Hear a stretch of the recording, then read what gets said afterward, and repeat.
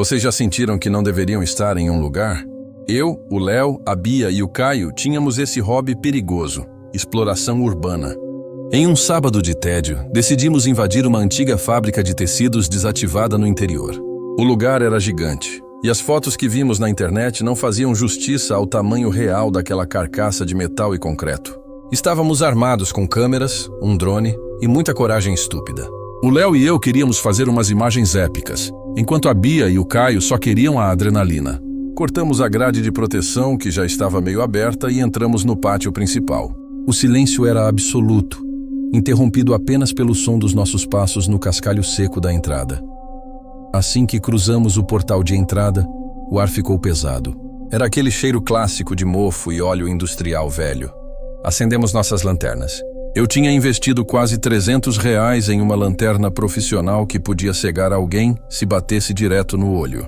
O feixe de luz cortava a escuridão como uma faca. As paredes estavam descascando e fios elétricos pendiam do teto como trepadeiras mortas. A Bia, que era a mais destemida, ia na frente, guiando o grupo com uma calma que eu não sentia. Passamos por salas de máquinas destruídas e escritórios revirados, com papéis de décadas atrás espalhados pelo chão de ladrilho quebrado. Tudo sob uma camada grossa de poeira e abandono.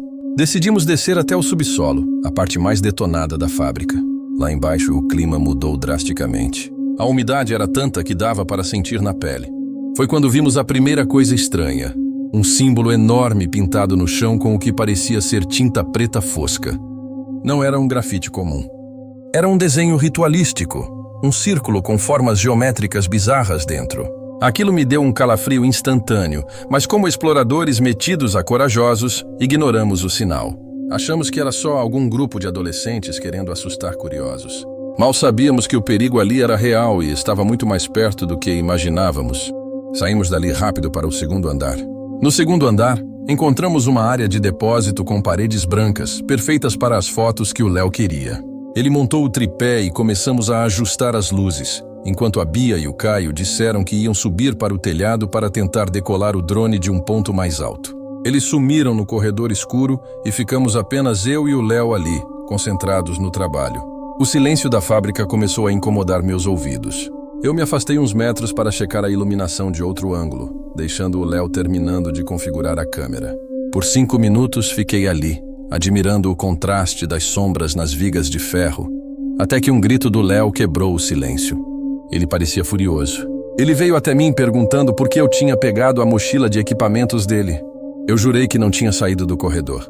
O Léo achou que era uma brincadeira sem graça do Caio, que tinha esse costume irritante de pregar peças. Procuramos em volta com as lanternas, vasculhando cada canto daquela sala enorme, mas a mochila simplesmente tinha evaporado. Sem o equipamento, não podíamos continuar o trabalho, então decidimos ir atrás dos outros no telhado. Subimos as escadas de ferro que rangiam a cada passo, mas elas terminavam em um andar bloqueado. Começamos a vagar sem rumo por aquele labirinto de salas, tentando encontrar o resto do grupo, até que entrei em uma pequena sala. Na parede daquela salinha havia outro símbolo ritualístico, mas este era diferente. A tinta era vermelha e ainda estava escorrendo, fresca, brilhando sob o feixe da minha lanterna. E ali, no canto da sala, estava a mochila do Léo, jogada no chão como se alguém tivesse acabado de deixá-la ali. O Léo entrou logo atrás de mim e pegou a bolsa, indignado. "O que há de errado com o Caio?" Ele murmurou, visivelmente desconfortável. Aquilo não parecia mais uma brincadeira. O timing era perfeito demais, e a simbologia era perturbadora. Saímos daquela sala em silêncio absoluto, querendo apenas reunir o grupo e ir embora. Foi quando ouvimos o som. Passos rápidos correndo em nossa direção. Eram a Bia e o Caio. Eles surgiram das sombras ofegantes com os olhos arregalados de puro terror. "Coram!" E foi tudo o que a Bia conseguiu dizer antes de nos empurrar pelo corredor. Se alguém te manda correr em um lugar assim, você não faz perguntas. Você simplesmente move as pernas o mais rápido que puder. Enquanto corríamos desesperadamente pela fábrica, o Caio tentava explicar o que tinha visto, mas a voz dele falhava entre os soluços de pânico. Só entendi que havia gente lá dentro. Muita gente. E eles não eram seguranças. Entramos em uma ala da fábrica que nunca tínhamos visto. Um verdadeiro labirinto de máquinas velhas e tubulações que pareciam garras saindo das paredes. Paramos em um canto para tentar recuperar o fôlego e traçar um plano de fuga. Decidimos que, se descêssemos qualquer escada, acabaríamos chegando ao térreo e acharíamos a saída. Estava tudo silencioso demais, o que era quase pior do que o barulho da perseguição. Começamos a descer as escadas de emergência, pisando com o máximo de cuidado para não fazer barulho. Chegamos ao que parecia ser o saguão principal, mas de repente, um ruído agudo cortou o ar. Era um chiado constante, como se alguém estivesse imitando um gato furioso logo à nossa frente. Congelamos no lugar.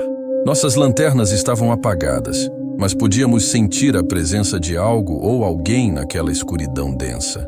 Então, uma voz grossa e rouca ecoou do nada. Eu deveria ter cortado vocês quando tive a chance. O pânico foi total. Não esperamos mais nada e disparamos a correr.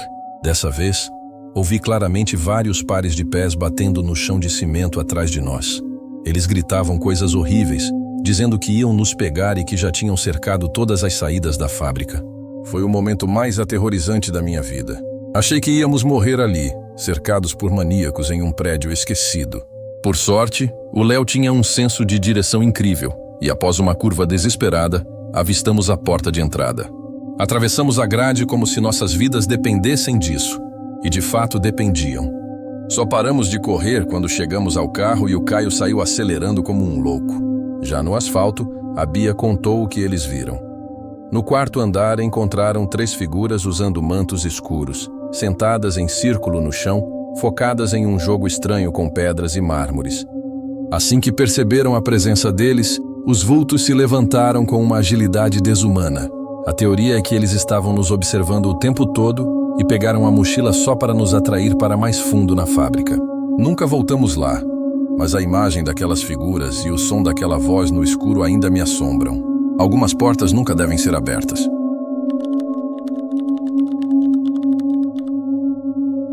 Eu tinha acabado de me mudar para a minha primeira casa própria, um lugar que já deixei para trás. Antes disso, eu vivia espremido em um apartamento barulhento no centro, onde sentia que podia ouvir meus vizinhos respirando pelas paredes. Eu não era mais um garoto e precisava de silêncio.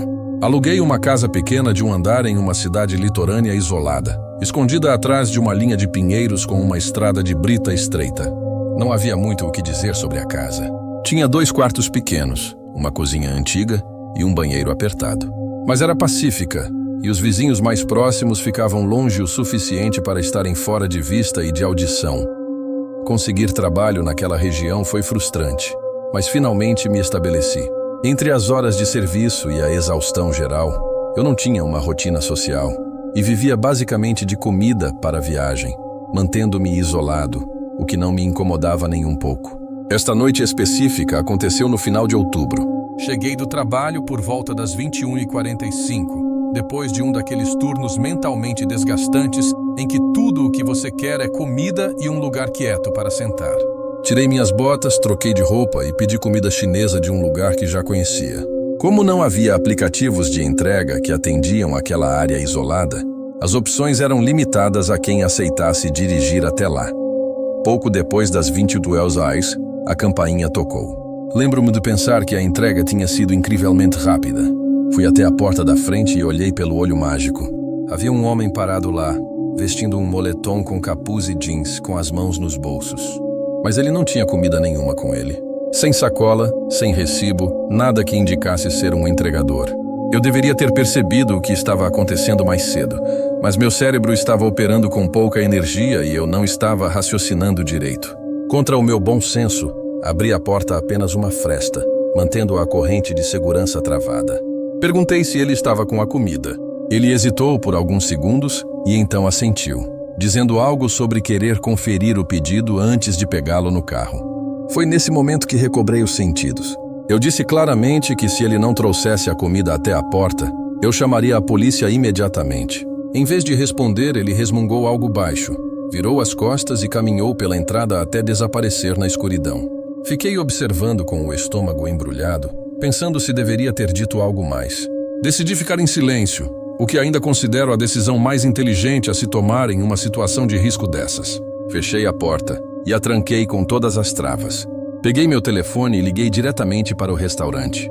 O gerente atendeu e, após eu explicar a situação, Ele me deu a notícia que fez meu sangue gelar.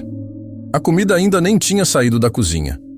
Naquele momento tudo se encaixou na minha cabeça. Quem quer que estivesse na minha porta era um completo estranho com a intenção de roubar a casa ou algo muito pior. Liguei para a linha de polícia não emergencial e relatei o incidente. O atendente me aconselhou a ficar alerta e disse que registrariam a patrulha, mas como nada tinha ocorrido de fato, não enviaram uma viatura na hora. Cerca de 20 minutos depois, o verdadeiro entregador chegou. Peguei a comida, paguei e tentei relaxar. Por volta das 23h30, eu estava na sala assistindo TV com as luzes apagadas quando ouvi um som estranho. Era um ruído fraco de raspagem vindo dos fundos da casa. Coloquei a TV no mudo e congelei, tentando ser o mais silencioso possível para identificar a origem. Após alguns segundos agonizantes de silêncio absoluto, ouvi o som de novo. Vinha da porta dos fundos. Eu tinha certeza absoluta.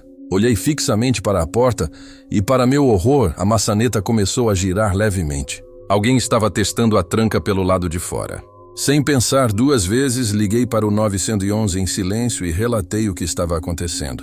Peguei uma faca de cozinha e me tranquei no meu quarto, tentando não fazer nenhum ruído. Após cerca de 15 minutos, um oficial se anunciou na porta da frente e eu corri para deixá-lo entrar. A polícia fez uma busca minuciosa por toda a minha propriedade e nas áreas vizinhas, mas ninguém estava à vista. Apesar disso, um dos policiais apontou algo perturbador perto da porta dos fundos. Marcas de arrombamento frescas. Parecia que alguém tinha tentado enfiar algo, provavelmente uma chave de fenda ou ferramenta de bolso, sob a fechadura para forçá-la. Dei meu depoimento e conectei o fato ao que tinha acontecido mais cedo com o falso entregador. Os policiais disseram que aumentariam as patrulhas temporariamente, mas que não havia muito mais a ser feito além disso. Embora a resposta não tenha me satisfeito, não tive escolha, a não ser aceitar e tentar seguir em frente. Mentiria se dissesse que dormi bem depois daquilo. No entanto, as noites seguintes passaram sem novos incidentes. Tentei me convencer de que aquele homem não voltaria depois de eu ter chamado a polícia 2 vezes, e por alguns dias parecia que eu estava certo. Mas a paz durou pouco. Algumas noites depois, acordei depois da meia-noite com o som de sirenes de polícia. Elas não estavam tão próximas, mas eram altas o suficiente para me despertar. Fui até a janela a tempo de ver 3 viaturas passando voando pela minha casa com as luzes piscando. Fiquei aliviado por não ser comigo, mas a curiosidade persistiu. Voltei para a cama achando que era algum problema doméstico na vizinhança, mas 20 minutos depois de pegar no sono, fui acordado novamente. Desta vez por batidas fortes na minha porta da frente. Caminhei grogue até a entrada e verifiquei pelo olho mágico. Eram 2 policiais fardados na varanda. Ao abrir, um deles perguntou se eu reconhecia alguém que eles tinham acabado de prender a algumas ruas de distância. Ele me mostrou uma foto no celular. Era ele. O mesmo homem do moletom que tentou invadir minha casa dias antes. Confirmei com choque na voz. Ele tinha sido pego tentando invadir outra residência ali por perto. Os oficiais garantiram que eu não precisaria mais me preocupar com ele. Pouco depois, acabei me mudando daquela casa, pois a sensação de isolamento estava me deixando louco após o trauma. Algumas vezes a tranquilidade que buscamos esconde perigos que nunca imaginamos enfrentar sozinhos.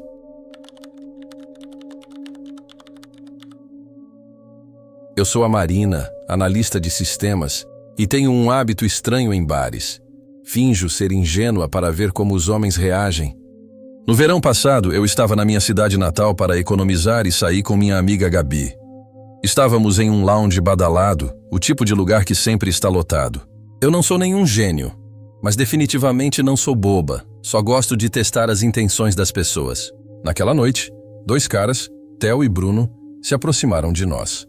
Eles pareciam normais, confiantes e sem sinais óbvios de perigo. A Gabi logo se interessou pelo Bruno, então eu fiquei conversando com o Theo, que até era charmoso. Ficamos ali por um bom tempo, o que era raro para encontros de bar. Em certo momento, a Gabi disse que precisava ir ao banheiro e me puxou. Lá dentro, ela confessou que queria ir embora com o Bruno o quanto antes. Fiquei chocada porque ela não é de tomar decisões impulsivas assim, mas decidi apoiar minha amiga. Quando estávamos voltando para a mesa, vi os 2 caras de longe. Eles não estavam mais rindo ou relaxados. Estavam com rostos sérios, quase sem expressão, e pareciam sussurrar algo um para o outro. Aquela mudança súbita de energia me deu um frio na espinha que eu não conseguia ignorar. Assim que chegamos perto, eles voltaram instantaneamente ao vibe casual de antes, como se nada tivesse acontecido. O Bruno empurrou 4 bebidas na nossa direção. 2 eram rum com coca e as outras 2 eram pinha coladas amarelo vibrantes. Achei estranho caras pedirem bebidas tão doces e coloridas para si mesmos. Decidi usar meu personagem de ingênua para testá-los. Com um sorriso bobo, disse que aquelas bebidas eram muito femininas para eles e que eu não queria que ninguém os visse tomando aquilo. Sem esperar resposta, deslizei as nossas rum com coca para eles e puxei as pinha coladas para nós. O Theo me encarou com os olhos cerrados por um segundo, como se estivesse me medindo, mas apenas riu e começou a beber o rum. Aquilo me deixou momentaneamente mais relaxada. Terminamos as bebidas sem nenhum problema aparente. A Gabi deixou claro que queria sair dali e o Bruno sugeriu que fôssemos todos para o apartamento dele para um último drink. Pegamos um transporte por aplicativo e fomos para lá. O lugar era no 2º andar de um condomínio simples. Por dentro, o apartamento era estranhamente minimalista, quase sem decoração ou móveis, como se ele tivesse acabado de se mudar ou não vivesse ali de verdade. O Bruno pegou umas latas de bebida na geladeira e colocou música na TV para manter o clima. No começo, tudo parecia absolutamente normal e achei que eu estava apenas sendo paranoica com a minha desconfiança anterior. Não estávamos lá há mais de 20 minutos quando as coisas ficaram bizarras de novo. Os caras começaram a parecer extremamente bêbados de uma hora para a outra, muito rápido para o que tinham consumido. Eles começaram a arrastar as palavras e a rir sozinhos de forma desconexa.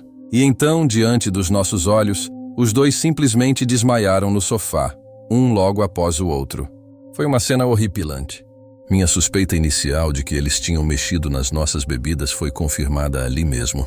Eles acabaram bebendo o que tinham preparado para nós por causa da troca que eu fiz no bar. A Gabi, que estava mais alterada que eu, não estava entendendo nada.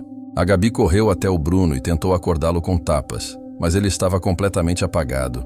Eu a puxei de volta e mandei ela se acalmar. Perguntei se ela lembrava de mim trocando as bebidas no lounge e expliquei que eu achava que eles tinham colocado algo nelas. Quando ela percebeu que eu estava certa, ficou em choque, repetindo "meu Deus" sem parar. Ficamos ali sentadas por alguns minutos, tentando processar o perigo de que tínhamos acabado de escapar e decidindo o que fazer. Eu só queria sair dali o mais rápido possível e ficar longe daqueles caras. A Gabi ainda queria procurar provas ou evidências no apartamento, mas eu a convenci a desistir.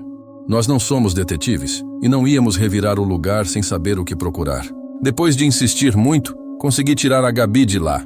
Saímos do apartamento ainda em estado de choque. Nunca fomos à polícia, nem naquela noite, nem depois. Sei que pode parecer irresponsável, mas não tínhamos provas reais de que eles fizeram algo ilegal. Apenas o fato de terem apagado. Existe a chance remota de terem ficado bêbados rápido, mas eu e a Gabi sabemos que isso é impossível. O que mais me assombra é o porquê. Por que drogar garotas que já estavam dispostas a ir para casa com eles? Isso sugere que o plano era algo muito pior. O que me deixa mais confusa e me faz duvidar de tudo é por que eles aceitaram que fôssemos para o apartamento deles, se sabiam que iam apagar em pouco tempo. Talvez achassem que, pelo tamanho físico deles, a droga demoraria mais a fazer efeito, ou que não os afetaria tanto. Mas por que correr esse risco? É uma pergunta sem resposta que vai ficar na minha cabeça por muito tempo. Eu sei que foi um erro deixar que estranhos controlassem o que eu bebia no início, mas é assustador pensar no que algumas pessoas são capazes de fazer para conseguir o que querem. Algumas noites de diversão podem se transformar em pesadelos num piscar de olhos. Depois daquele incidente, eu nunca mais olhei para a vida noturna da mesma forma. A sensação de que estivemos a um passo de algo terrível não vai embora. A Gabi também mudou muito. Ela ficou bem mais retraída e cuidadosa. Aqueles rostos inexpressivos no bar e a forma como eles apagaram quase simultaneamente são imagens que ficaram gravadas na minha mente. Mudamos de cidade pouco tempo depois, não apenas por causa disso, mas porque o peso daquele segredo e daquela quase tragédia tornou tudo familiar demais e desconfortável. Aprendi que a intuição é a nossa ferramenta mais poderosa, especialmente quando tudo parece normal demais. Essa história serve como um aviso. Não importa o quão confiante ou esperto você se sinta, existem pessoas lá fora jogando jogos perigosos. O fato de eu ter trocado as bebidas foi pura sorte misturada com desconfiança, e foi o que nos salvou de um destino que eu nem quero imaginar. Hoje, quando saio, minha vigilância é absoluta. O perigo real não avisa quando está chegando. Ele se esconde atrás de sorrisos charmosos e conversas agradáveis em bares lotados. Fiquem atentos, cuidem uns dos outros e, acima de tudo, nunca subestimem aquele sentimento estranho no estômago. Ele pode ser a única coisa entre você e o fim da sua história.